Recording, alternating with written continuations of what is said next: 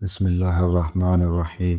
رسول اللہ صلی اللہ علیہ وآلہ وسلم نے فرمایا، جب رمضان کا مہینہ آتا ہے تو آسمان کے تمام دروازے کھول دیے جاتے ہیں، جہنم کے دروازے بند کر دیے جاتے ہیں اور شیاطین کو زنجیروں سے جکڑ دیا جاتا ہے۔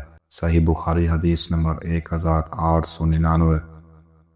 ابن عمر رضی اللہ عنہما نے کہا، میں نے رسول کریم صلی اللہ علیہ وآلہ وسلم سے سنا، آپ صلی اللہ علیہ وآلہ وسلم نے فرمایا کہ جب رمضان کا چاند دیکھو تو روزہ شروع کر دو، اور جب شوال کا چاند دیکھو تو روزہ افطار کر دو، اور اگر ابر ہو تو اندازے سے کام کرو، یعنی 30 روزے پورے کر لو۔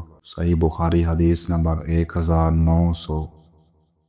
رسول اللہ صلی اللہ علیہ وآلہ وسلم نے فرمایا، جو اللہ کے راستے میں 2 چیزیں خرچ کرے گا، اسے فرشتے جنت کے دروازوں سے بلائیں گے کہ اے اللہ کے بندے، یہ دروازہ اچھا ہے۔ پھر جو شخص نمازی ہوگا اسے نماز کے دروازے سے بلایا جائے گا، جو مجاہد ہوگا اسے جہاد کے دروازے سے بلایا جائے گا، جو روزہ دار ہوگا اسے باب الریان سے بلایا جائے گا، اور جو زکوٰۃ ادا کرنے والا ہوگا اسے زکوٰۃ کے دروازے سے بلایا جائے گا۔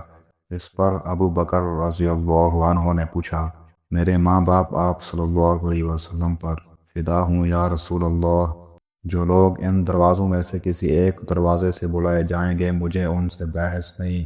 آپ یہ فرمائیں کہ کیا کوئی ایسا بھی ہوگا جسے ان سب دروازوں سے بلایا جائے گا؟ آپ صلی اللہ علیہ وآلہ وسلم نے فرمایا کہ ہاں، اور مجھے امید ہے کہ آپ بھی انہی میں سے ہوں گے۔ صحیح بخاری حدیث نمبر 1897۔